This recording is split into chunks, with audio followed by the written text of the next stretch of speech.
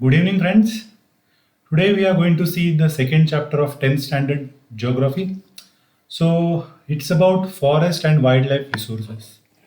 So this chapter is mostly like previous NCRT chapters. They're mostly talking about what is ecosystem, what is biodiversity, and what are the types. It is not. It is less talking about the actual biodiversity. It is more talking about the conservation of biodiversity and what leads to the loss of biodiversity in case of India and rest of the world. Also, we are going to talk about certain case studies related to how people, along with the government, are saving the forest and wildlife into the various parts of the country. We are going to see the various movements. We are going to see the various animals who are on the verge of extinction. Okay, so this chapter is all about these all these things in brief. So let us talk about forest and wildlife resources. So as we have seen, this entire NCRT is mostly about the resources.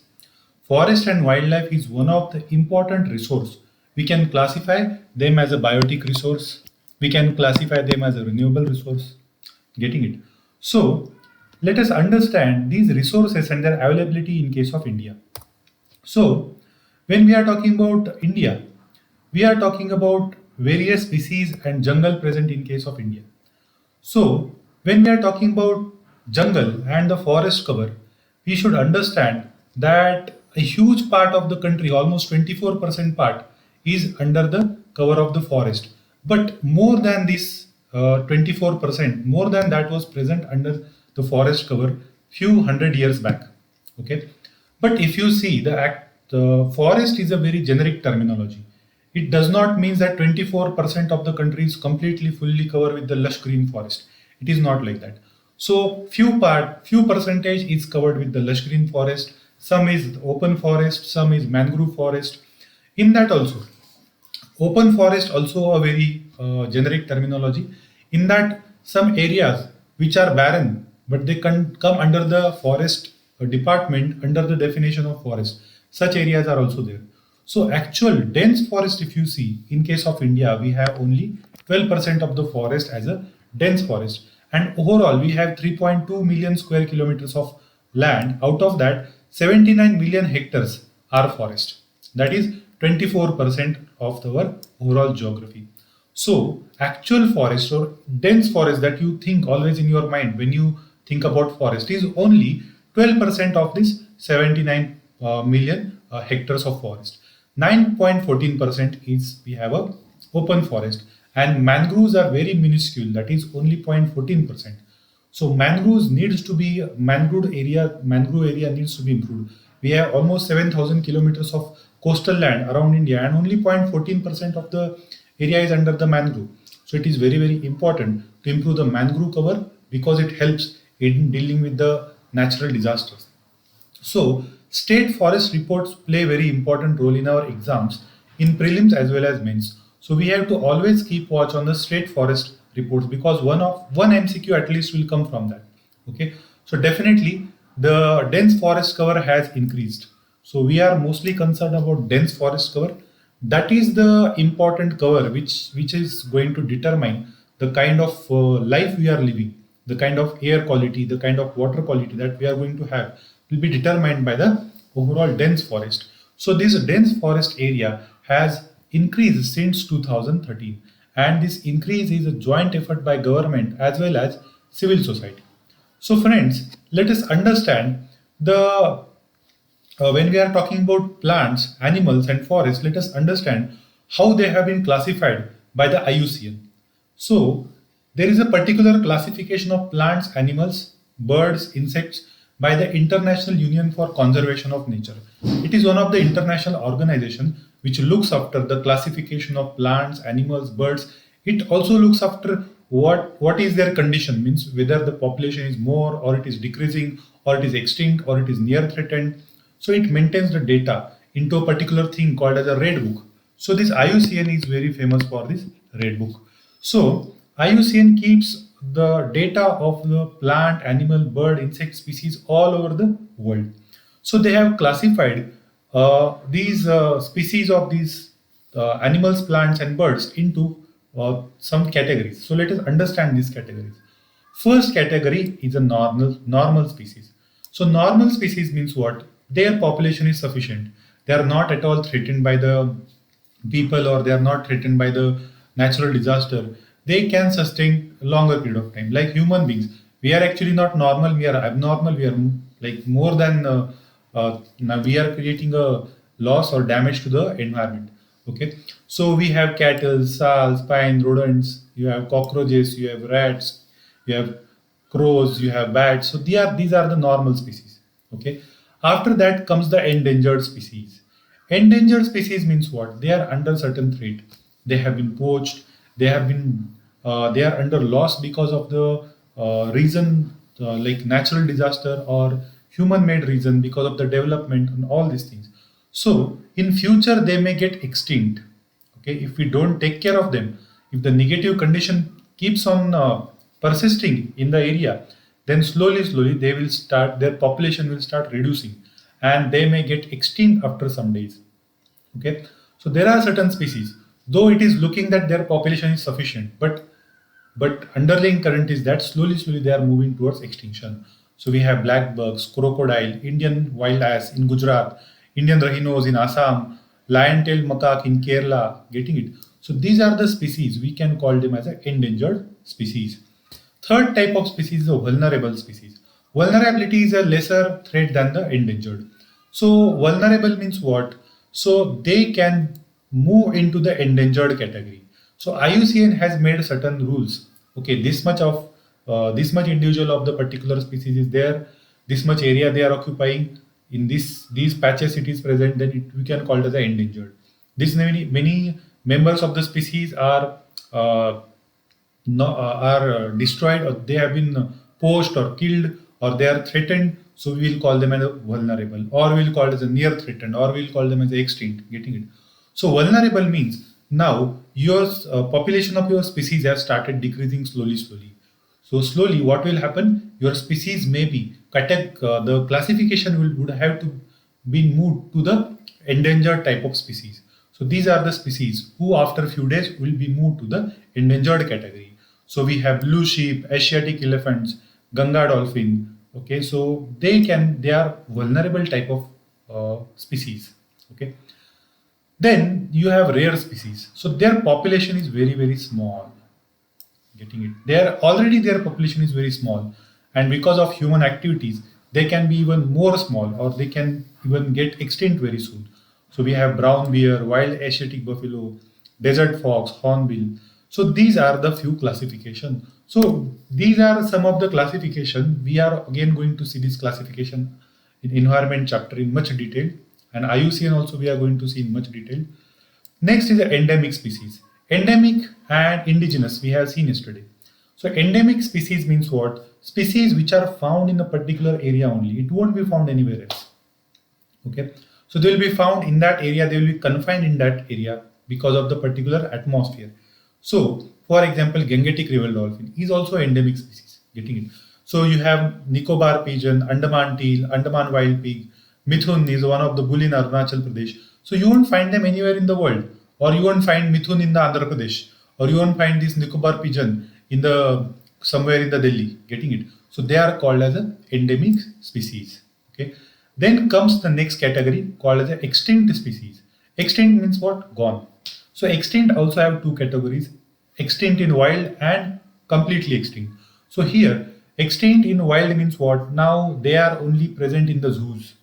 Wild in jungle, you won't be able to see them. So certain species means extinct in wild. Another is completely extinct. That means neither they are in the zoo, neither they are in the wild. Getting it? Like Asiatic cheetah. It is extinct from the India. Pink head duck. They are extinct from the India. So they are called as a extinct species. So friends, these are the categories of the different species mentioned in our NCRT. Asiatic cheetah is one of the very important example how one of the very beautiful species the India have lost. So it was there in Madhya Pradesh, it was there in Maharashtra, Gujarat, so many places it was there. But unbridled hunting and irresponsible activities of the human, these cheetahs have been extinct. So prior to 20th century, it was widely distributed all over Asia and India. But now in Asia, it's almost they are extinct. Getting it? So It was declared extinct from India in 1952 itself, just after the independence. Okay, in between, so it was a proposal to introduce this Asiatic cheetah in the Madhya Pradesh parts of Madhya Pradesh, but this proposal have been again rejected. Okay, because of the some environmental reason. Okay, so as well as political reason.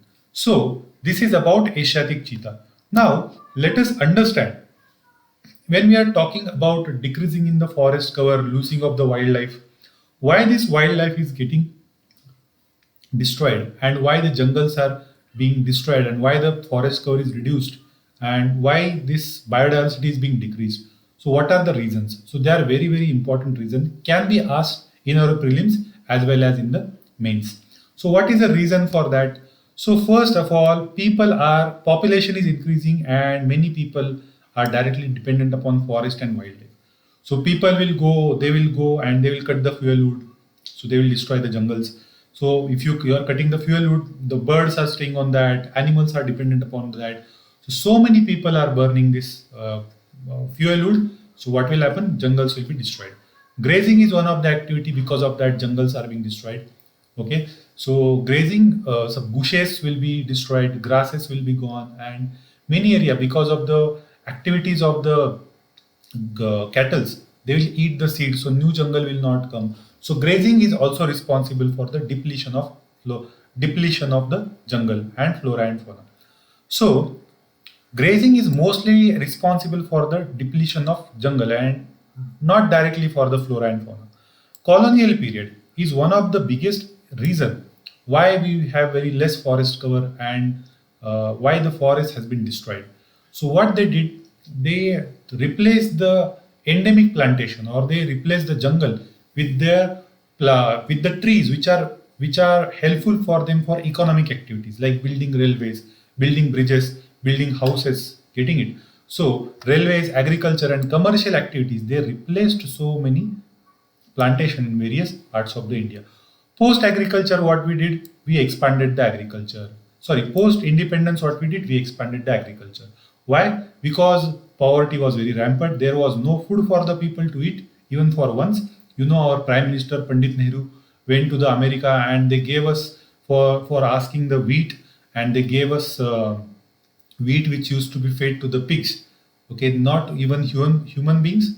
PL480, the variety of wheat. Okay, so they gave it. Sorry, PL480 was a law under which they gave the wheat to the Indian people. So that wheat was very very bad quality. Red color wheat used to be there. So that's why we increased our agriculture area. We increased the gross and net sown area. Getting it. So post independence, that also led to the loss of the forest.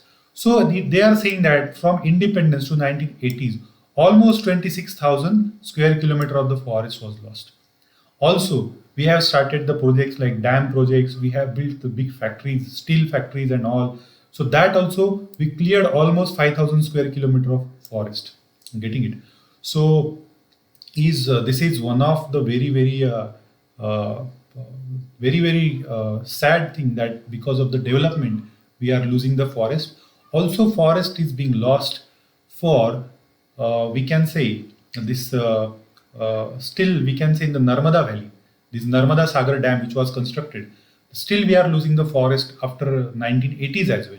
So Narmada Sagar Dam, which has been built on the Narmada River, so almost 40,000 hectare forest was lost. Also, if you see the river linking canal of Chambal and Betwa, okay, Chambal Betwa river linking project was there. So in that also, the Panna National Park, almost 50,000 square kilometers of Panna National Parks is supposed to be lost because of this Chambal, Kane Betwa, Kane and Betwa river linking project, which are the tributaries of the Chambal River. So this way we are losing the forest cover. This way we are losing the flora and fauna. In northeastern state, people are practicing shifting cultivation or slash and burn cultivation. We had seen how slash and burn cultivation is practiced. In that huge forest is being burned and the area is used for the agriculture. Okay. Then we have a mining project. Example of the mining project and how we are losing the forest cover is the Baksa Tiger Reserve, one of the famous example in West Bengal. Because of the dolomite mining, we are losing lots of Baksa Tiger Reserve even today. Lots of dolomite mining is going on. It is an open type of open cast mining. Means you don't have a roof or something. You just go on digging the land. Okay. So because of that, we are losing lots of forests in the Buxa Tiger Reserve. Then there are social and political reason also for a loss of forest. First is unequal access to the forest. Now what happened? Britisher came up with the forest policy. Because of the implication of the forest policy was that the local and tribal people should not get access to the forest. Forest belongs to only government. So unequal access to forest led to the loss of the forest. Before that, tribal also had access. Local people also had access. So along with the exploitation of forest, they grew the forest in the same extent. Getting it? Now, when you have unequal access, there is a huge rampant exploitation of the forest started happening. Then inequitable consumption of resources. So definitely there are various resources in forest. You have trees, you have animals, you have plants, plus you have mineral resources. Now inequitable consumption started. Now people started exploiting more and more mineral resources. Getting it? Also, distribution of resources is not equitable. That also led to the loss of the forest. Then differential sharing of responsibility of environmental well-being. So what happened? Government thought that we are like a big brother or we are a fatherly. So we are able to do everything. We are able to do the conserve. We are able to conserve the forest. People don't know how to conserve the forest. Tribals don't know how to conserve the forest. So what they did? They took the sole responsibility on their hand, and it led to the rampant corruption. It led to the rampant poaching, which led to the loss of flora, fauna, and loss of forest cover in case of India. So, because of this differential sharing of responsibility, hunting, trade in the wildlife animals started, like market in the Northeast Asia, China. They make medicines out of bear bile. They require tiger nails. They require horns of rhinos, and they will eat turtles and so many things. So illegal hunting and poaching started. That also led to the wildlife loss of wildlife and flora and fauna. Habitat destruction, hunting, poaching, overexploitation, poisoning of the animal, for pollution of the river led to the destruction of the forest. If you see even Musi River in the Hyderabad, around which it has a sufficient forest. If you go to the Salarjung Museum and you see the old photographs of the Musi River and your Hussain Sagar Lake, you will see the area was rich in the forest. But what happened? Habitat destruction, hunting, poaching, environmental pollution, and poisoning led to the destruction of the Musi River, destruction of the Hussain Sagar Lake. Getting it? Another most important reason for the destruction of forest is the forest fire. Forest fire specifically in northern India, specifically Uttarakhand. Okay, here every year forest fire is very rampant. Reason for the forest fire is also colonial policy. Colonials, what they did, they replaced the local trees with the cheers and pines. So cheers and pines, they produce certain resins. So these are the temperate region trees. These are cold region trees. Instead of temperate region, we can say they have planted them in India. So what is happening in the summer? Because of the heat, this resin catches the fire and forest fire starts. And huge forest fire take place every year in the northeast, specifically in the Uttarakhand. Getting it? So forest fires are one of the reason for the destruction of the forest. So these are the various reasons for the destruction of the forest. Now let us understand how these British policies led to the exact destruction of forest. So Britishers came. The sole purpose of the Britishers were to exploit the raw material from the India. For the exploitation of raw material, what they required? Better communication. For the better communication, they needed railways, they needed industries, they needed bridges, they needed road. For that, they need to clear the forest. If you want to make the railways, you need wood because previously railway the supporting infrastructure for the rails were the wood. So wood was required in a huge amount. Then if you want to run a railway, you have to clear the forest. If you want to create a road, you have to clear the forest. You want to build a bridge, you need wood for that as well. Okay. So for that, they promoted specific species in particular plant regions of the India. Also for the commercial purpose, like selling tea, selling coffee, selling tobacco. They destroyed the forest and they practiced called as a monoculture or enrichment plantation. So this is a very contrary word. It is not at all enriching anyone except Britishers. So this enrichment plantation enriched only Britishers, but it destroyed the forest, it destroyed the local tribals, destroyed the local communities. So, like they damage with this northeast India, specifically Darjeeling, Manipur, Meghalaya, Assam with the tea, Kangra Valley with the tea, Himalayas with the Himalayan region. With they replace cheer, they put cheer pine. I told you about forest fire. These cheer pines are responsible for the forest fire. So replaced oaks and rhododendron forest with the cheer pine. In South India also, teak monoculture was practiced. For the railways, again, teak is very important. So teak monoculture was practiced in the South India. So in this way, colonial forest policy led to the destruction of the forest. Now, currently, modern times even, we are destroying the forest for various use. One of the example is Himalayan yew. Okay, Himalayan yew is one of the very medicinal plant used in the cancer. It is a source of a very famous drug called as a Taxol. So it is like a very highly selling drug in the world, and this yew is found in the Himalaya. So you can see plants, roots, its berries, all are used for the extraction of the chemical called as a Taxol. So because of this over exploitation, it has completely destroyed this Himalayan yew all over the Himalayan region. So nowadays also we are destroying the forest with our activities, various types of activities. Now, what are the result of destruction of the forest? What happens when you destroy the forest in this huge amount? What is the impact of the destruction of the forest? So, in terms of India, if we see, half of our forest was gone because of the exploitation. One third of our wetland. Wetland means lakes. Okay, lakes we have rivers, we have small rivers, we have wells. So wetlands are drained, they are gone. 70% of the surface water bodies are polluted. Water bodies means rivers, their tributaries. 70% are polluted. 40% of the mangroves are wiped out. So this is a result of the destruction of forest. Getting it? Okay. So biodiversity, when forest is destroyed, it does not means only a biological loss, or it does not mean that you have just lost plants, you have just lost animals. Okay. So along with that, you lose your culture as well. You lose the unity as well. Getting it? So for example, uh, so ancient time, entire villages used to be named on the basis of trees. Like here in, for example, in north, there are villages like Vatgam, or there is a Neemgam, Neemgram. So Neem means these all Neem trees used to be there. Now all Neem trees are cut. So what the people used to worship the Neem trees. Entire village used to take care of Neem trees.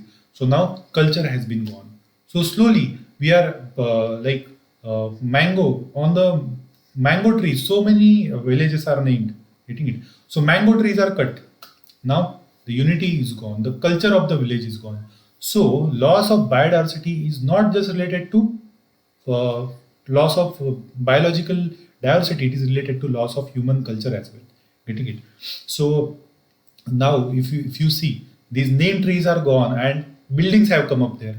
So when neem trees were there, so ancient time, lots of birds used to come there. Diversity of birds, sparrows will come, parrots will come, cuckoos will come, and big birds, small birds, vultures, so many will come. Now you will see only pigeons, that only these blue color pigeons in the buildings. There is no other diversity over there. So loss of culture is one of the biggest threat because of the loss of biodiversity. Now, when you are destroying the biodiversity, it not just it first thing it will affect is the poor people. Getting it? Because poor people, they are directly exposed to the results of loss of biodiversity. If your air is polluted, water is polluted, okay, as a rich person, you will fit the RO, reverse osmosis thing. But a poor person living in the jopdi, he will not able to put the RO. Getting it? If timber is lost, and wood is lost and these jungles are lost, what will happen? Because of the change in the atmosphere, because of the heat, because of the polluted air, poor people will fall sick, they will fall more vulnerable to the changing climate. So first thing who will affect because of the loss of biodiversity is the poor people, getting it. And among the poor people, who will at the loss is the women, because women have a highest responsibility in terms of in terms of running their household. So for example, forest is lost, now woman is poor, she cannot afford the LPG, so she has to go to collect the wood. So initially, forest was just in her backyard. So she used to go and pluck some dry sticks and put in her chula. Now what is happening? She has to travel 8 kilometer, 10 kilometer, 12 kilometer. She will go. Even if when I used to travel to the Chhattisgarh, I used to see when there was no forest, these poor women, they used to collect the there used to coal train used to pass from that area, and some coal used to be fall on the track. So these women used to collect those coal because they didn't have enough wood, or forest officers never used to allow them to collect the wood. So they will collect that coal, they will mix that with the cow dung, and then they will use that in their chula, but that is very bad for their health, getting it. So the first sufferers from the loss of biodiversity is the women, they affect more than the men. So poverty, decrease in the forest cover, decrease in the wildlife, increases the poverty. There is a direct relationship between the poverty and the loss of environment. That's why it is very very important to preserve the environment. So why it is very very important to preserve the wildlife in case of India? Okay, so first, everyone knows that it preserves the ecological diversity. Definitely ecological diversity, you have more insect diversity, more bird diversity, more plant diversity, more animal diversity. What happens? Your ecosystem remains balanced, your ecosystem remains clean, unpolluted, healthy, getting it. Then genetic diversity increases, it increases the shock absorbing capacity of the ecosystem. For example, now in the Bihar, suddenly nilgai population has increased. Now there is no tiger, there is no lion, there is no leopard, there is no cheetah. So who will eat that nilgai? So nilgais are increased. In Himachal, monkey population has increased. So you don't have the predators. So the population of these animals are increasing. So genetic diversity helps to absorb the shocks in the ecological damages. Suddenly some species are destroyed, so other species help to survive. Getting it? Even we are decreasing the population of fishes itself, getting it. So fishes are very important. Overfishing in the seas, in the river, are decreasing the diversity of the fishes. It is leading to the over pollution of the rivers, getting it. Like Ganga river, highly polluted, fishes are gone, turtles are gone, tortoise are gone, amphibians are gone, so they are more polluted, getting it. So because of this, we need to preserve our biodiversity everywhere. So, to preserve the biodiversity, government has undertaken various projects. Now, this is very important from prelim point of view. Prelim point of view. So, important projects have been taken by the government for the different animals. So, which are those animals? So, tiger, one-horned rhinoceros, Kashmir stag, three types, all the types of crocodiles: freshwater, saltwater, and gharial. Gharial, it has a snoot. Okay, it has a long snoot, and then she's like this, getting it, like this. Okay, so gharials, you have saltwater, you have freshwater. All three types of crocodile have been preserved in different parts of the India. Like gharial crocodile is there in the Chambal, saltwater is there in the Sundarban, and river crocodile is there in the Jim Corbett National Park, Ramganga River. So different parts of the country, they have been preserved. Asiatic lion preserved in the Gujarat. Elephants preserved all over the elephant corridors, including South India, Northeast India. Black buck or chinkara, one of the very important species. Salman Khan, okay, famous for killing the black buck or chinkara in the Rajasthan. It is also under the protected categories. So because of this Salman Khan has been so much in the trouble because it is a protected species. Then Great Indian Bustard in the Rajasthan, snow leopards in the Uttarakhand. So these are the different species protected by the government. So you have to remember these species are under the protection This can be asked in the prelims. Which of the following species are under the protection under the different programs of Government of India? So you should know this. Okay.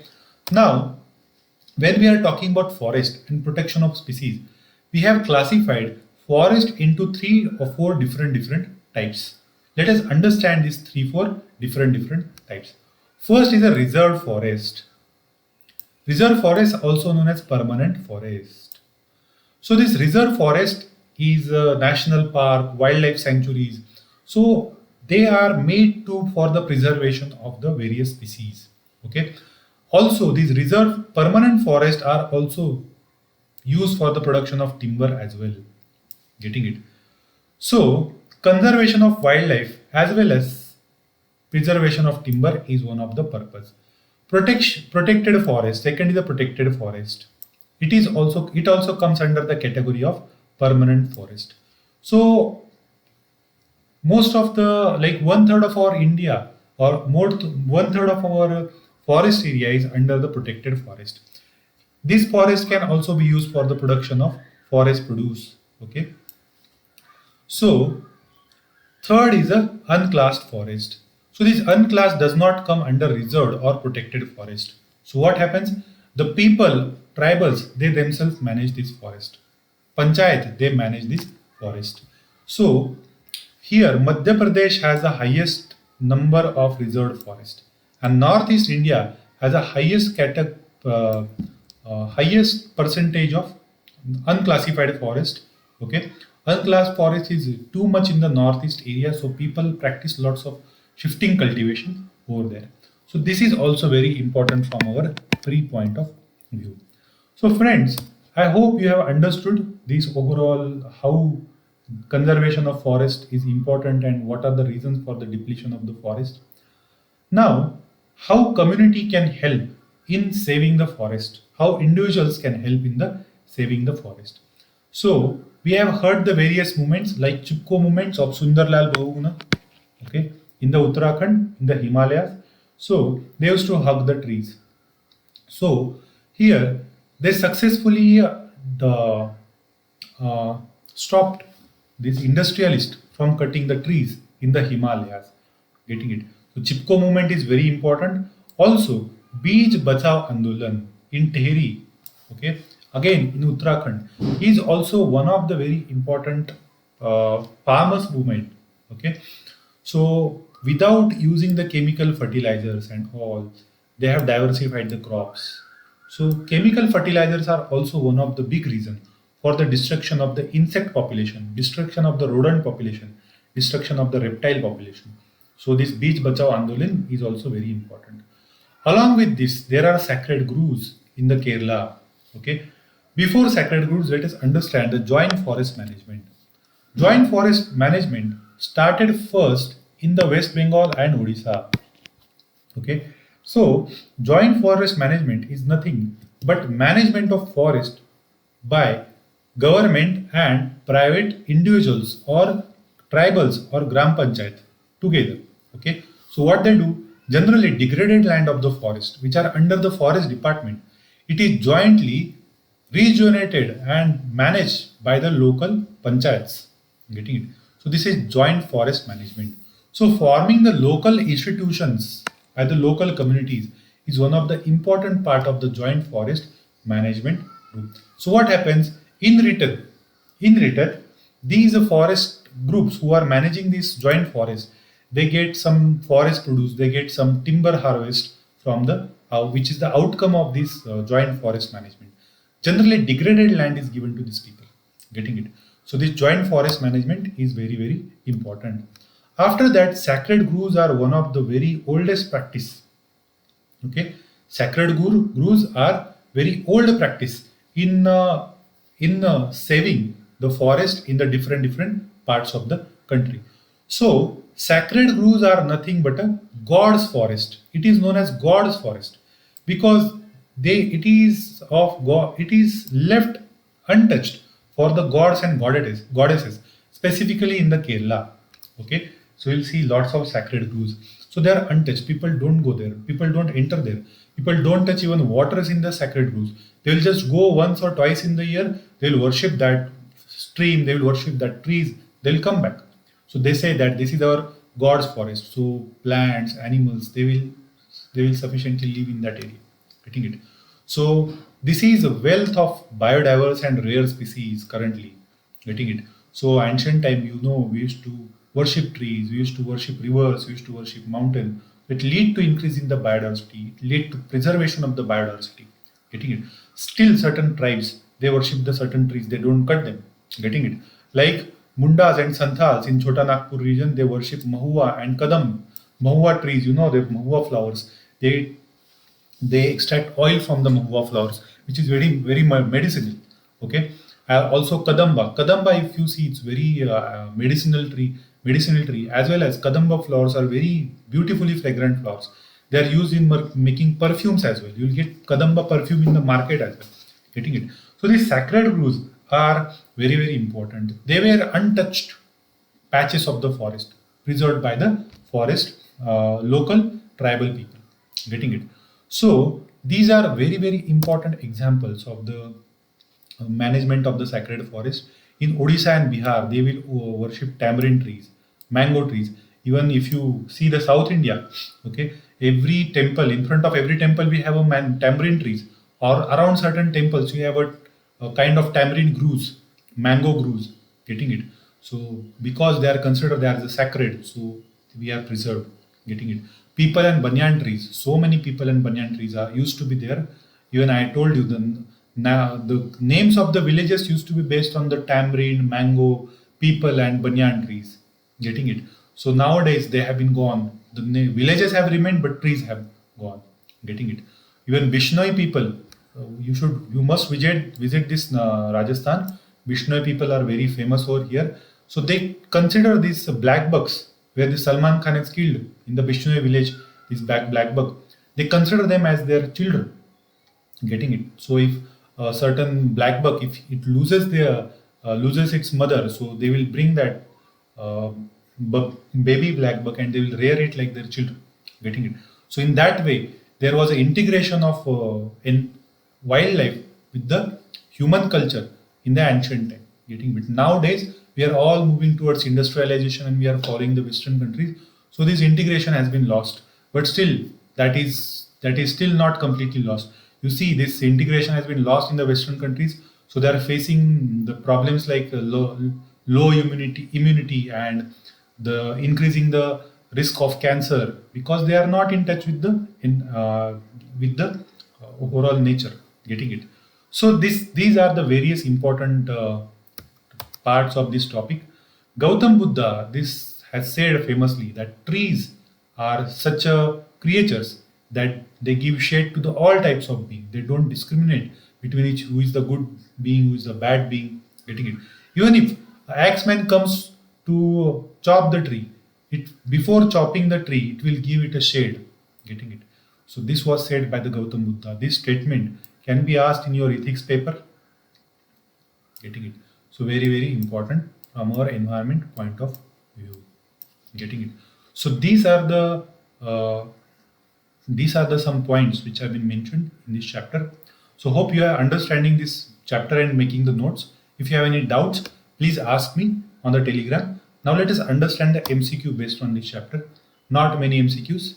First is, which of these statement is not valid reason for the depletion of the flora and fauna? Not valid reason for depletion of flora and fauna. Agriculture expansion, yes, reason. Large scale development projects, it is reason. Grazing and fuelwood collection, it is a reason but not that big reason. Okay. Rapid industrialization, urban, big reason. So this is a low grade reason, so we'll mark this. Okay. Which of the following conservation strategies do not directly involve the community participation? Joint forest management, yes, it involves. Beach Bachao Andolan involves. Chipko movement involves. Demarcation of wildlife sanctuary, no. State government declares the any area as a wildlife sanctuary or national park. Getting it? So these are the important points in this topic. So see you tomorrow for the next topic of the 10th standard. Thank you.